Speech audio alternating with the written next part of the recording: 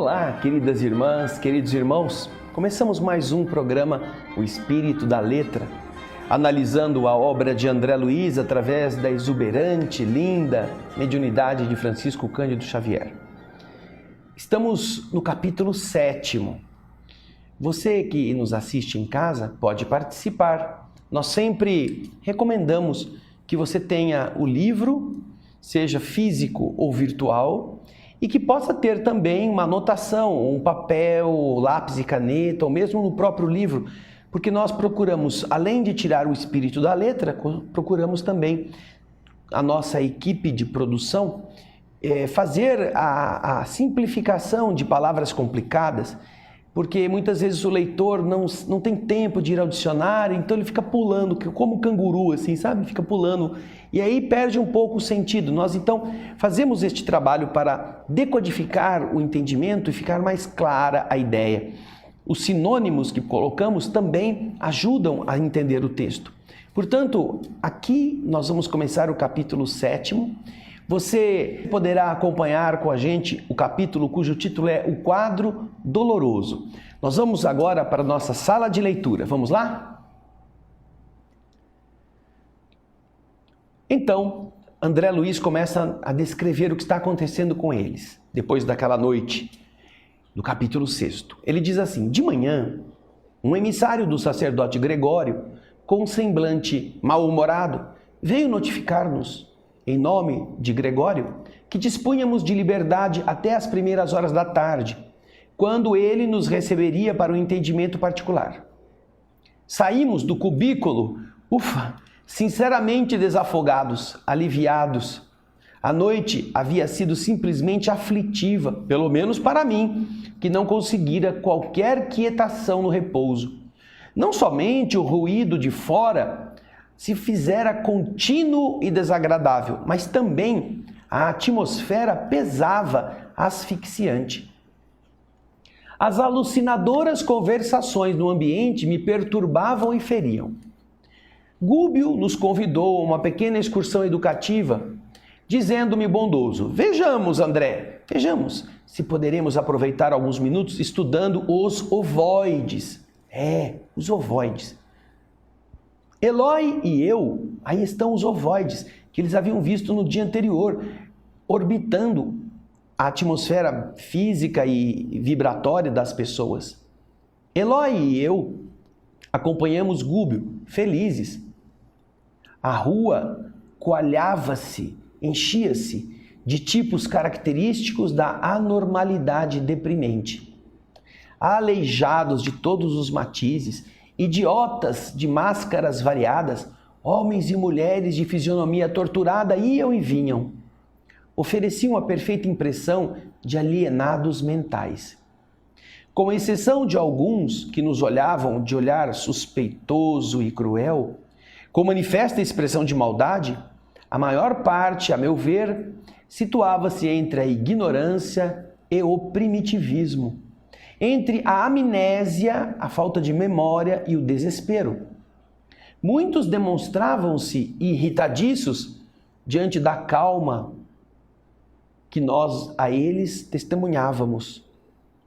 Perante os desmantelos e detritos a transparecerem de toda parte, concluí que o esforço coletivo naquele ambiente se mostrava ou se mantinha ausente de qualquer serviço metódico junto à matéria do plano em que eles estavam. A conversação ociosa era ali o traço dominante.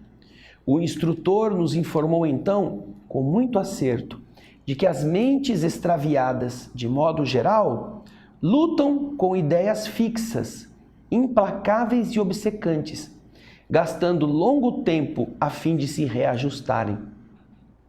Rebaixadas pelas próprias atitudes, perdem a noção do bom gosto, do conforto construtivo, da beleza santificante e se entregam a lastimável relaxamento.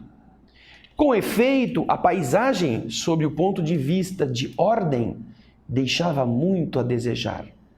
As edificações, com exceção dos palácios da praça governativa, aonde se notava a movimentação de grande massa de escravos, desapontavam pelo aspecto e condições em que se mantinham.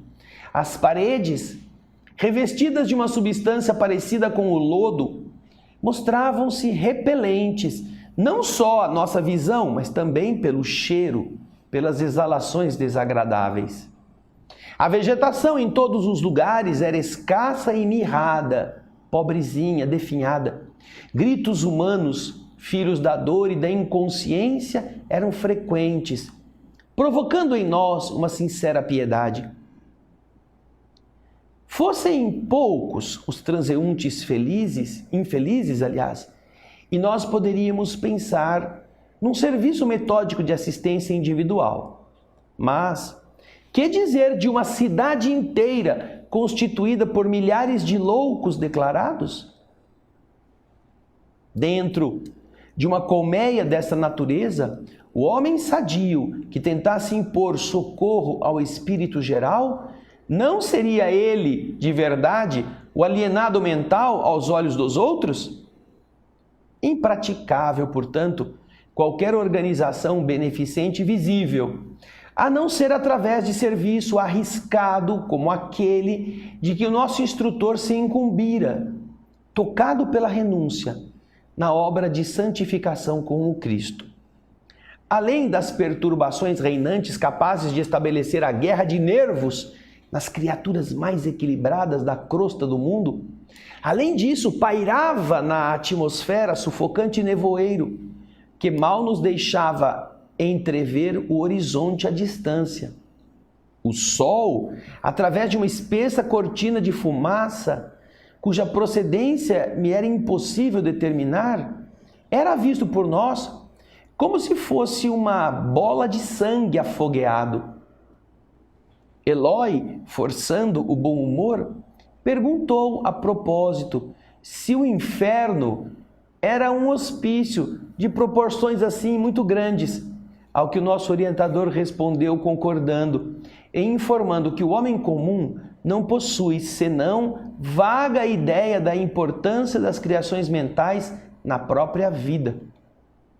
E disse Gúbio: a mente estuda, arquiteta, determina e materializa os desejos que lhe são próprias na matéria que a circunda. E essa matéria que lhe plasma os impulsos é sempre formada por vidas inferiores inumeráveis, também em processo evolutivo nos quadros do universo sem fim. Nós então havíamos andado atravessando compridos labirintos e achamo-nos diante de extensa edificação que, com boa vontade, nomearemos por asilo de espíritos desamparados. Enquanto eu estava encarnado, a mim me seria extremamente difícil acreditar numa cena igual àquela que surgiu diante dos nossos olhos, inquietos. Nenhum sofrimento depois da morte do corpo me havia tocado tão fundo o coração. A gritaria em torno era de espantar. Passamos por uma lodosa muralha e, depois de avançarmos alguns passos, o pavoroso quadro se abriu dilatadamente. Largo e profundo vale se estendia, habitado por toda espécie de padecimentos inimagináveis. Sentíamos-nos agora na extremidade de um planalto que se quebrava em um abrupto, em um inesperado despenhadeiro. Vejam só, a cidade dava lugar a um ambiente extremamente feio, grotesco, como se fosse um vale de sofrimentos. Eles estavam chegando ali. Depois de terem saído e passado a noite naquele cubículo mal cheiroso, como se fossem prisioneiros, receberam algumas horas de liberdade e então saíram do ambiente para visitar. Não havia ordem, não havia higiene, não havia entendimento de serviços coletivos. Tudo o que vocês veem demonstra esta ausência de organização. E isto é algo que acontece com os encarnados. Os encarnados menos evoluídos, menos elevados, não gostam de ordem, não gostam de nenhuma atividade que exija uma modificação de hábitos, de costumes, preferem ficar sempre fazendo as mesmas coisas, não colocam nada de novo na mente. A mente fica plastificada naqueles momentos de comodismo, de preguiça. E este tipo de atitude, nesse lugar, era comum, constante.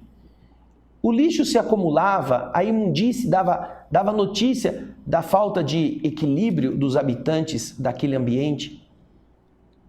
As construções eram pobres, você imaginar paredes feitas de lodo mal cheiroso e as pessoas morando ali dentro? Mas André Luiz, vendo tudo isso, não se assustou tanto como quando ele chegou a esse local onde a loucura era abundante. Não seria então maluco aquele que desejasse importar a ordem que vem de outros mundos, de outros níveis, para implantar ali a força? Mas o capítulo vai continuar, nós vamos fazer um breve intervalo, daqui a pouquinho a gente volta, eu espero você.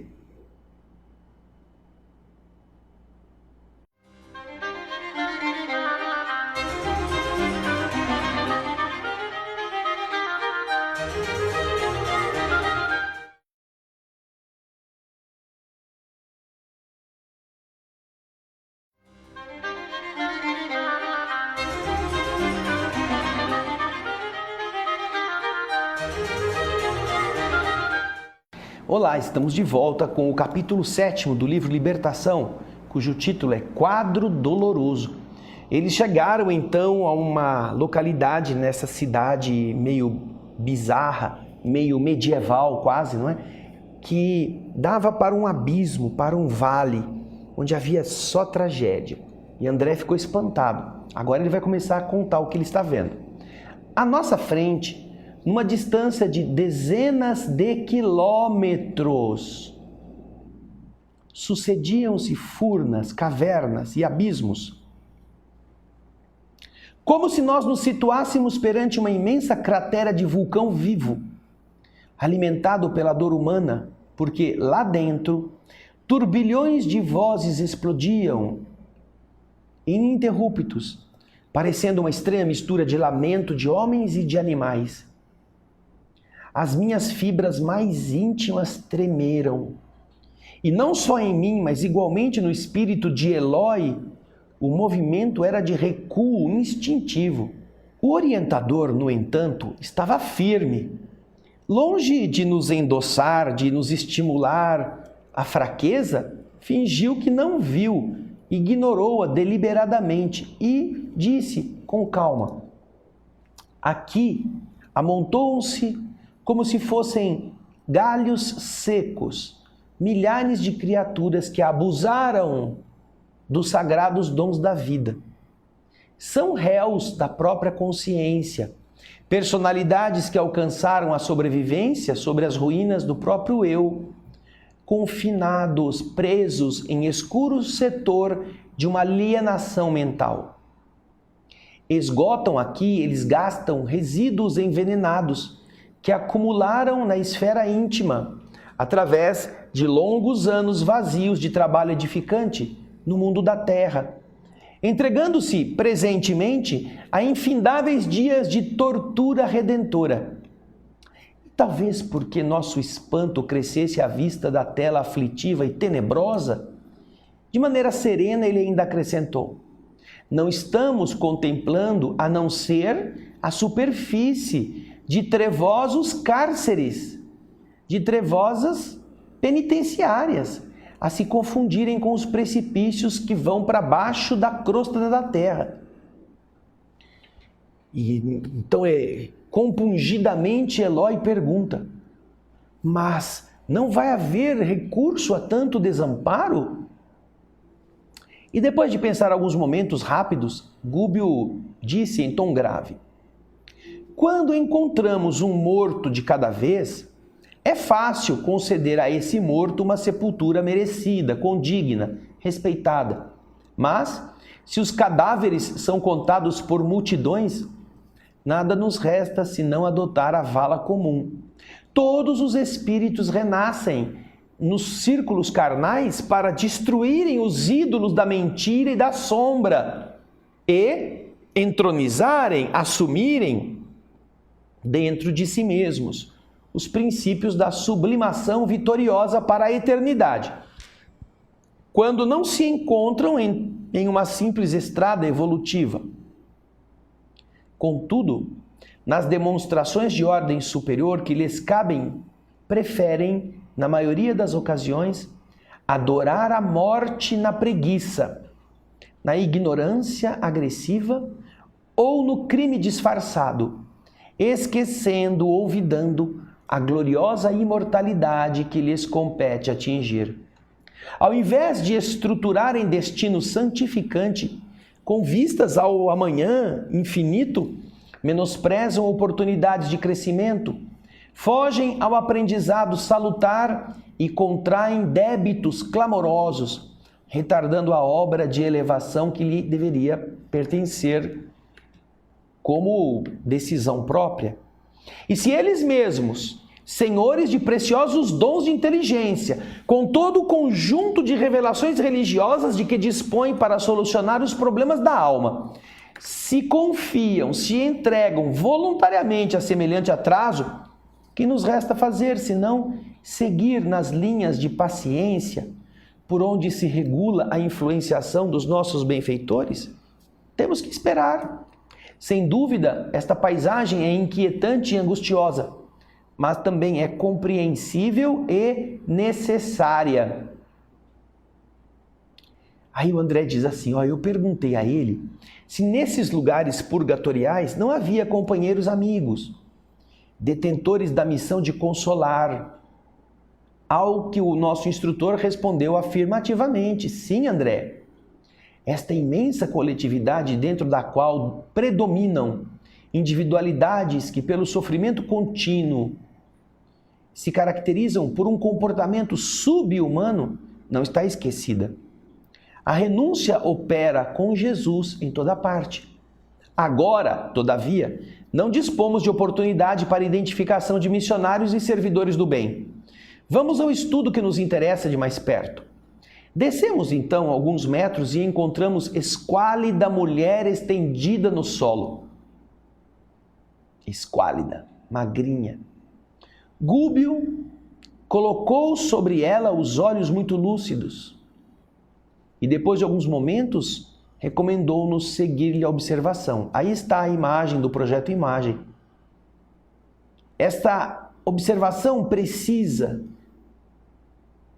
E então ele me perguntou, você está vendo realmente, André? Aí o André diz assim, eu percebi que a infeliz mulher se cercava de 3 formas ovoides.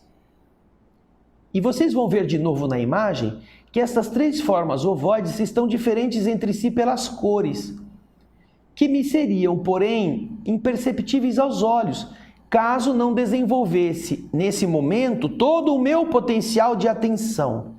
André, vocês estão vendo que uma das formas ovoides é mais clarinha, a outra é mais achurada, mais cinza e tem uma bem escura.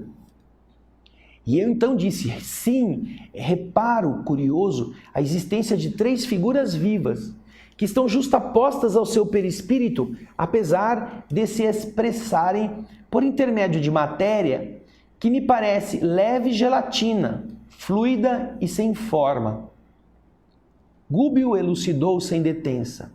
São entidades infortunadas, entregues aos propósitos de vingança e que perderam grandes patrimônios de tempo em virtude da revolta que atormenta o ser deles. Gastaram o perispírito sob indescritíveis tormentas de desespero e ligaram-se e mantam-se naturalmente à mulher que odeiam.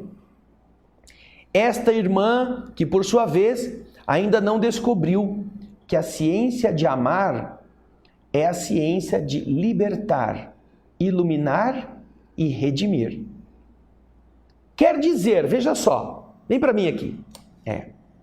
Essa mulher que está ali, já desencarnada, está com o seu perispírito sendo atacado ou sendo vinculado a 3 ovoides, que são outros espíritos sem a forma, que obviamente estão atuando sobre ela porque é alguém que eles odeiam, que mesmo estando no plano espiritual, eles tratam como se fosse alguém que tivesse um corpo de carne. E como ela não teve ainda a ciência de se iluminar, você está vendo no texto aqui, ó, não descobriu que é através do amor que a pessoa aprende, que o amor é a ciência de libertar, iluminar e redimir. Elas odeiam essa mulher porque ela não amou, ela não ajudou, ela não libertou ninguém.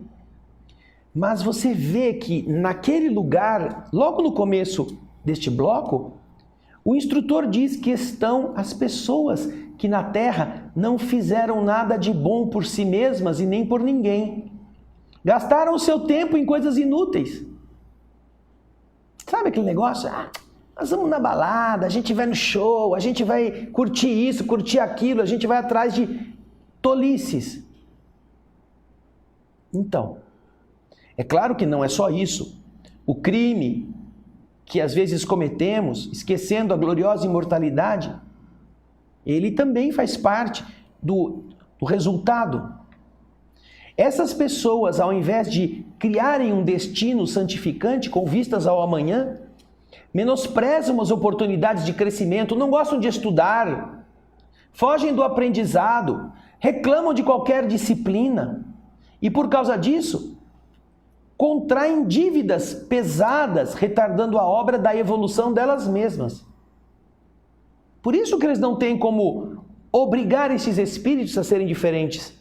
Se eles têm a inteligência e com todo este conjunto, com este acervo de revelações que a bondade divina colocou na Terra para solucionar os problemas da alma através das religiões, eles preferem ridicularizar os valores morais e não se dedicar a não ser ao seu próprio atraso, os espíritos não têm o que fazer. Então, quando você está assistindo este programa e lendo este livro, analise a sua conduta, analise o que você está fazendo com o seu tempo. Acha que só a diversão vai fazer sentido na sua vida? Quando nós chegarmos do outro lado, será que estaremos livres de termos que passar por um abismo dessa natureza? Não é o inferno, não. Seria muito bom que fosse o capeta, seria muito melhor. Porque o capeta é um ser à parte, mas nós estamos nessas condições pela nossa mente desajustada, pela nossa escolha. Que é isso exatamente que nós precisaremos mudar por arrependermos-nos. Só que quando chegar lá, o arrependimento é apenas um vale de lágrimas. Enquanto que se ele acontecer aqui, ele ainda dá para consertar muitas coisas que nós fizemos de errado e podemos refazer, não é mesmo? Então, vamos pensar nisso e acompanhar o nosso próximo bloco, que está muito interessante. Eu aguardo você.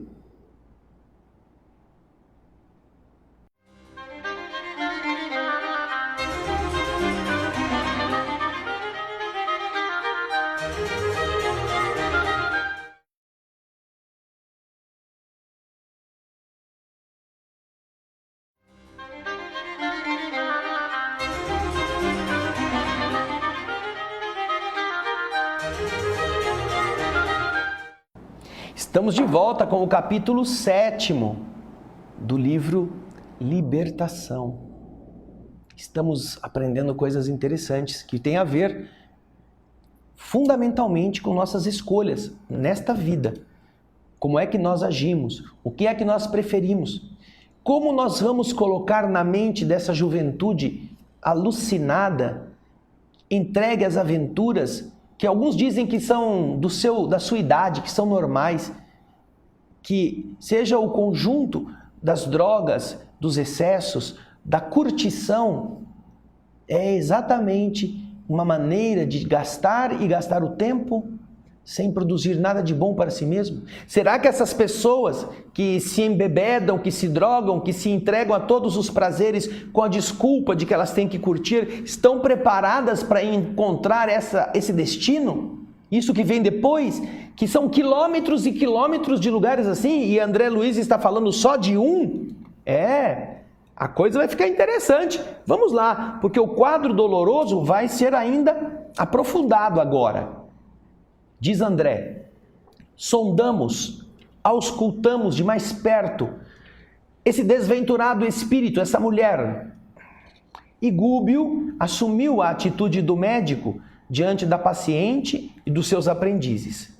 A mulher sofredora envolvida num halo de forças cinzento-escuras registrou a nossa presença e gritou entre a aflição e a idiotia: Joaquim! Aonde está Joaquim? Digam-me, por piedade, para onde o levaram? Ajudem-me, ajudem-me! O nosso orientador tranquilizou-a com algumas palavras, e não lhe conferindo maior atenção, além daquela que o psiquiatra dispensa ao doente em grave crise, observou para a gente: examinem os ovoides. Sondem, pesquisem magneticamente com as mãos. André então fala que rapidamente eu coloquei as minhas mãos sobre ele, toquei o primeiro e eu notei que ele reagia positivamente. Num ato de vontade, liguei minha capacidade de ouvir ao campo íntimo daquela forma. E assombrado, eu comecei a ouvir gemidos e frases, como que de longe, longínquos, pelo fio do pensamento. E essas frases diziam: vingança, vingança, não descansarei até o fim. Esta mulher infame me pagará. Repeti a experiência, diz André, com os outros dois. E os resultados foram idênticos. As exclamações, assassina, assassina, transbordavam de cada um deles. Após acariciar a doente com um carinho fraterno, analisando-a atencioso, Gúbio dirigiu-nos a palavra esclarecendo: Joaquim será naturalmente o companheiro que morreu antes dela, que a antecedeu nas lides da reencarnação. Por certo, já voltou à Terra, ao mundo mais denso, a fim de preparar lá o lugar para ela também. A pobrezinha está esperando a oportunidade de retorno à luta benéfica. Eu vejo, diz Gúbio, eu vejo o seu drama. Ela foi tirânica senhora de escravos no século que terminou. Percebo-lhe as recordações da fazenda próspera e feliz nos arquivos mentais. Foi jovem e bonita, mas desposou, casou de acordo, conforme, consoante o programa de provas salvadoras, um cavalheiro de idade madura, que por sua vez já havia assumido compromissos sentimentais com uma escrava humilde. Embora a mudança natural de vida diante do casamento, ele não abandonou este débito com a moça. Em razão disso, a pobre mãe e escrava, ainda moça, penitente e desditosa, prosseguiu agregada à propriedade rural com os rebentos de seu amor menos feliz com o homem. Com a passagem do tempo, a esposa, requestada, enciumada e fascinante, conheceu toda a extensão do assunto e revelou a irascibilidade, a cólera que lhe povoava a alma. Dirigiu-se ao marido, colérica e violenta, dobrando-o aos caprichos que lhe exacerbavam, que lhe tornavam a mente ainda irritada, ainda mais. Lhe constrangiam a mente, que tornavam aquele ódio ainda mais cruel. A escrava, aquela que havia sido amante do homem e que lhe havia dado filhos, a escrava sofredora foi separada de ambos os filhos que ela possuía e foi vendida para uma região palustre, uma região pantanosa, onde em breve encontrou a morte pela febre maligna. Os dois rapazes, metidos no tronco de castigos, padeceram vexames e flagelações em frente da senzala.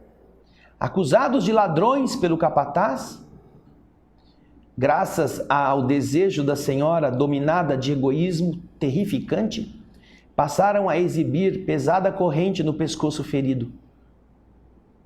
Viveram no passado sob humilhações incessantes. No curso de reduzidos meses, caíram sem remédio minados pela tuberculose que ninguém socorreu.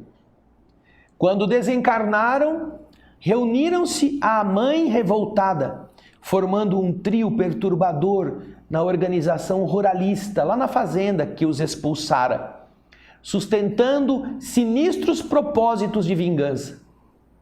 Não obstante convidados à tolerância e ao perdão por amigos espirituais que os visitavam frequentemente, nunca cederam um tio, um fiozinho, uma migalha nos planos sombrios em que eles haviam pendurado o coração. Atacaram sem piedade a mulher que os tratara com dureza, impondo-lhe destrutivo remorso ao espírito vacilante e fraco. Dominando a sua vida psíquica, transformaram-se para ela em perigosos carrascos invisíveis, utilizando todos os processos de luta suscetíveis de aumentar as suas perturbações. Por isso, ela adoeceu gravemente, desafiando conselhos e medidas de cura. Embora socorrida por médicos e padres diversos, não mais recobrou o equilíbrio orgânico. Arrasou-se o seu corpo físico a pouco e pouco. Incapaz de se expandir mentalmente no idealismo superior que corrige loucuras íntimas e permite a cooperação vibratória de almas que respiram em esferas mais elevadas, a desditosa fazendeira sofreu, isolada no seu orgulho destrutivo que lhe assinalava o caminho, 10 anos de mágoas constantes e indefiníveis. Claro que possuía, por sua vez, amigos prontos a lhe estenderem generosas mãos por ocasião da morte do corpo, que se tornou inevitável. Contudo, quando nós nos tornamos cegos no mal, inabilitamo-nos por nós mesmos à recepção de qualquer recurso do bem. Quando a maldade toma conta da gente, como queremos depois procurar a bondade? Nosso orgulho, nosso egoísmo estarão nos aconselhando no sentido contrário. E estamos vendo aqui como ela foi astuta, como ela agiu de um caso pensado e como, podendo ter feito de outra forma, ela preferiu livrar-se da mãe, separando-a dos filhos e colocando os filhos de maneira injusta sob a acusação de um crime não cometido para sofrerem o escárnio, a miséria até a morte. Com base na sua raiva pessoal. Isto gerou o quê? Dizem que na terra, morto o animal, morto o veneno. Mas no Evangelho segundo o Espiritismo, neste mesmo trecho, Kardec nos traz a informação de que não é verdade que morto o animal, morto o veneno. No plano espiritual, morto o corpo, é aí que o veneno fica pior, porque ele se torna invisível. O capítulo 10º do Evangelho segundo o Espiritismo fala disso. Então os espíritos migram para o mundo invisível carregados do ódio, que agora não é mais visto com os olhos. Eles passam pelas paredes, eles invadem os ambientes e eles atuam sobre as pessoas que naturalmente, neste caso, a pobre da mulher, com a consciência pesada, com a maldade, não tinha defesa e acabou sofrendo 10 anos de perseguições até que desencarna. O que aconteceu com os 3? A mãe e os 2 filhos foram amparados, tentaram ajudá-los, mas eles não queriam, eles não afastaram um milímetro do desejo de se vingarem, perderam a forma, tornaram-se como estes ovoides, perderam a capacidade de se manterem em equilíbrio e agora atuam sobre a mulher, agora já no plano espiritual, imantados ao seu perispírito, fazendo-a louca, ficando cada vez mais alucinada. O marido, Joaquim, provavelmente já voltou, porque ele também tinha uma responsabilidade pela união com a moça, pelos filhos que gerou. Ele já deve ter sido encaminhado para a reencarnação, diz Gúbio. E ela também irá, e provavelmente os ovoides vão renascer filhos deles. Está vendo? Nós não gostávamos, quisemos matar e depois o ódio nos faz ser mãe e filho, pai e filho, na mesma família, para que nós aprendamos a corrigir esses problemas. Mas o capítulo ainda não acaba. Vamos, no próximo bloco, para o seu término. E eu espero que ele possa estar sendo bastante instrutivo para que nós mudemos a nossa mente, porque é a mente que contamina o restante. É a mente inferior, a mente preguiçosa, a mente omissa no bem que faz com que o mal tome conta das nossas esperanças. Daqui a pouquinho nós voltaremos.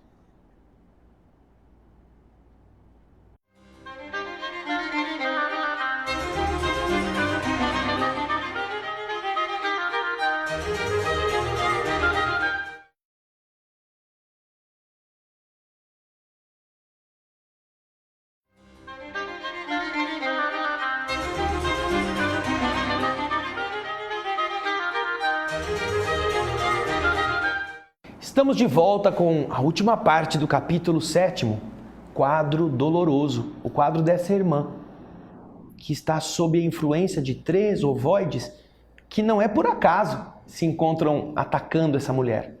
O instrutor Gubbio ainda tem coisas a ensinar. André Luiz nos fala que depois de uma ligeira pausa na narrativa, ele continuou explicando. Uma vez livre, exonerada dos liames, das ligações físicas com o corpo, essa mulher, em espírito, se viu perseguida pelas vítimas de outro tempo, anulando-se nela a capacidade de iniciativa, em virtude das emissões vibratórias do próprio medo perturbador. Ela sofreu muitíssimo. Não obstante, contemplada pela compaixão de benfeitores do alto, que sempre tentaram conduzi-la à humildade e à renovação pelo amor.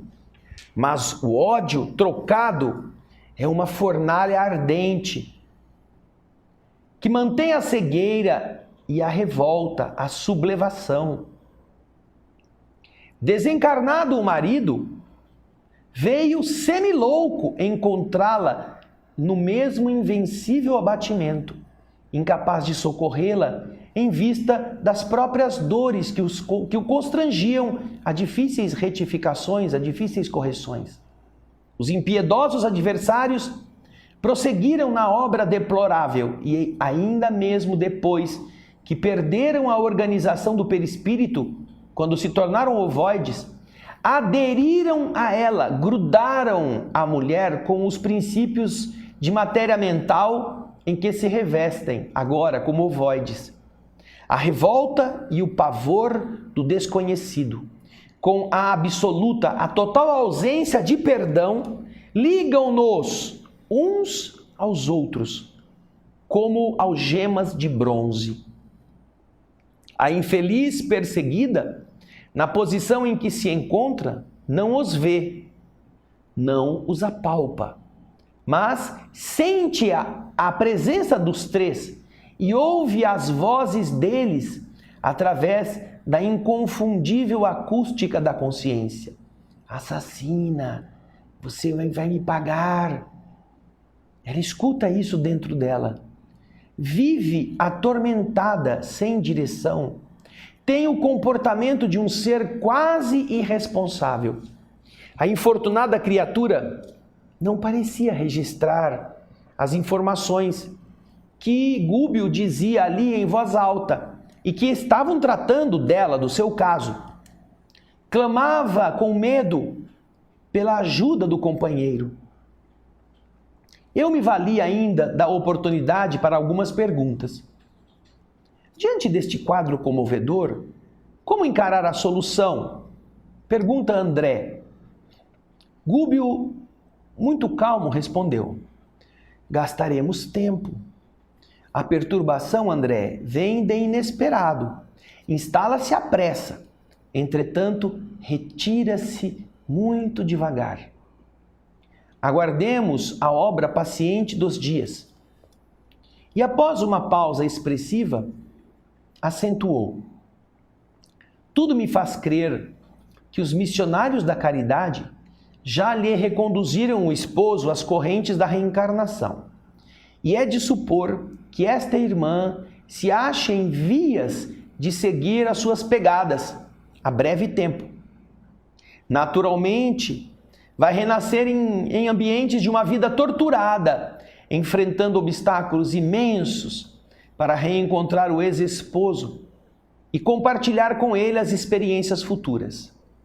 Então, aí eu, apressado, já disse: os inimigos vão ser seus filhos?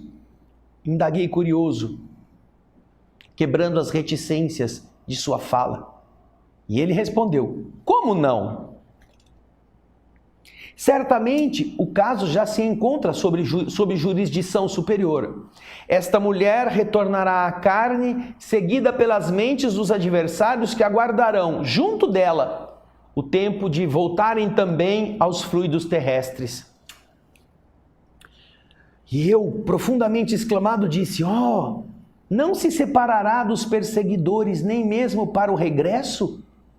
Tenho acompanhado reencarnações que invariavelmente se fazem seguidas de cautelas especiais. Sim, André, respondeu o instrutor. Você reparou nos processos em que funcionaram elementos de intercessão avantajados, atendendo-se à nobilitante missão dos interessados no futuro. E, com o auxílio divino, semelhantes casos contam-se por milhões. Contudo, existem ainda, nos setores da luta humana, milhões de renascimentos de almas criminosas que retornarão o mergulho da carne, obrigadas pela compulsória, pela imposição do plano superior, de modo a expiarem delitos graves. Em ocorrências dessa ordem, a individualidade responsável pela desarmonia reinante converte-se, no caso a mulher, converte-se no centro de gravitação das consciências desequilibradas por sua culpa. Ela que vai centralizar o resgate de todos os que ela prejudicou. E com isso, ela assume o comando dos trabalhos de reajuste, sempre longos e complicados, de acordo com os ditames da lei. Compreendendo o meu assombro, Gúbio considerou: por que a estranheza, André? Os princípios de atração governam o universo inteiro. Nos sistemas planetários e nos sistemas atômicos vemos o núcleo e os satélites. Na vida espiritual, vemos os ascendentes, as bases essenciais não diferenciam. Se os bons representam centros de atenção dos espíritos, que se afinam pelos seus ideais e tendências, os grandes delinquentes se transformam em núcleos magnéticos das mentes que se extraviaram da estrada reta em obediência a eles. Nós nos elevamos com aqueles que amamos e redimimos, ou rebaixamo-nos com aqueles que perseguimos e odiamos. As afirmativas, diz André, inspiravam-me profundos pensamentos quanto à grandeza das leis que regem a vida. E então, atento àquela meditação, naquele instante, evitei novas perguntas. O instrutor acariciou a fronte da criatura desventurada, envolvendo-a de maneira intencional numa bênção de fluidos divinos, e acrescentou: pobre irmã, que o céu a fortaleça na jornada que vai empreender. Seguida de perto pela influência dos seres que com ela se projetaram no abismo mental do ódio, terá uma infância dolorosa e sombria pelos pesares desconhecidos que se acumularão incompreensivelmente na alma opressa. Conhecerá enfermidades de diagnose impossível, por enquanto, no quadro dos conhecimentos humanos, porque elas se originaram ou se originarão da persistência e invisível atuação dos inimigos de outra época. Não será uma enfermidade que nasceu de uma doença, uma bactéria ou alguma coisa que ela comeu, não. A medicina ainda não sabe detectar as enfermidades que são desajustes biológicos herdados pela companhia de inimigos que nos estão ao lado.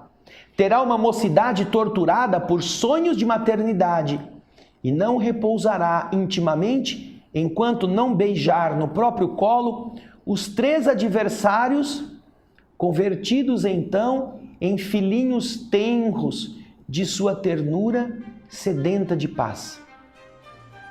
Transportará consigo 3 centros vitais desarmônicos, e até que ela reajuste estes centros na forja, na fornalha do sacrifício, reconduzindo-os à estrada certa, será na condição de mãe um ímã atormentado ou a sede obscura e triste de uma constelação de dor.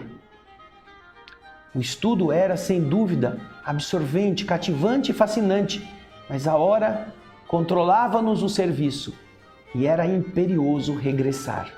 Imperioso regressar, porque nós teremos no nosso próximo programa, o capítulo 8º, a inesperada intercessão, que vai ser também muito interessante. Mas, neste capítulo 7º, deu para perceber que os que praticam o mal herdam o mal para corrigi-lo. Aqueles podem fazer tudo o que quiserem, podem chicotear, podem matar, podem vender como bichos, como carne, como pedaços de sabão. Mas depois tem que recolher no útero para redimir-se diante deles. Vale a pena fazer o mal? Vale a pena jogar o tempo no lixo? Vale a pena se divertir na bebida, na droga, na confusão, nos prazeres desenfreados, no mau gosto desse lixo que estamos vendo chamado de arte hoje em dia? Vale a pena? Se isso vai ser apenas a materialização física deste campo umbralino que os espíritos inferiores estão trazendo agora quando renascem, num processo de reparação de última hora, de transição, vale a pena encontrar tudo isso depois? Depois de vivermos uma vida assim? Este capítulo 7º é muito instrutivo, porque ele muda a nossa forma de encarar tudo aquilo que fazemos diariamente.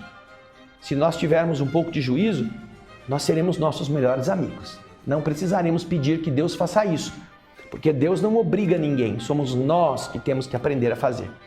Obrigado pela sua audiência, pelo seu carinho. Dava para falar mais um monte de coisa, mas eu sei que você é capaz de tirar suas próprias conclusões. O Espírito da Letra volta na próxima semana com o nosso capítulo 8º, Inesperada Intercessão. Eu aguardo você. Muito obrigado e muita paz.